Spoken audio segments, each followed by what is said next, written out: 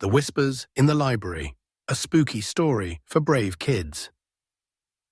In a quiet town called Willow Creek, there stood an old library on the edge of a forest. The building was tall and grey, with ivy crawling up the stone walls. People said strange things happened there after sunset. Whispers, voices, some even said the books moved on their own. Most kids stayed away, except for one. His name was Jake, and he loved reading more than anything. Fantasy, adventure, mystery. He couldn't get enough. So when he heard about the haunted town library, he wasn't scared, he was curious. One rainy Friday, Jake asked his dad if he could check it out after school. "Just be home before it gets dark," his dad warned. Jake grabbed his backpack, a flashlight, and his favorite raincoat, then set off. When he pushed open the heavy doors, a long creak echoed through the empty building. The air smelled like old paper and forgotten stories. Jake wandered between shelves that stretched to the ceiling. Everything felt still, until he heard it. "Jake," he froze. Maybe it was just the wind.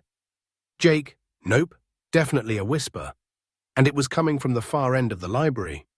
Instead of running, Jake walked toward the sound. He turned a corner and found a narrow passage between shelves. A part of the library he'd never seen before. At the end was a strange door labeled The Forgotten Room. Jake slowly pushed it open. Inside, the air was colder, shadows moved on their own.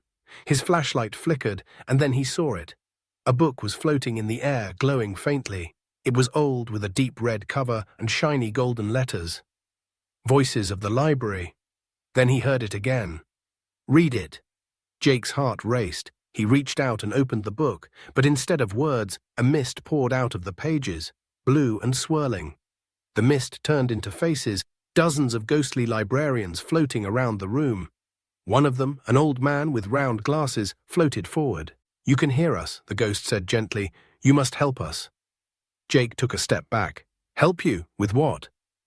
"We are the voices trapped in forgotten books," the ghost replied. "All we want is to be read, to be remembered." Jake blinked.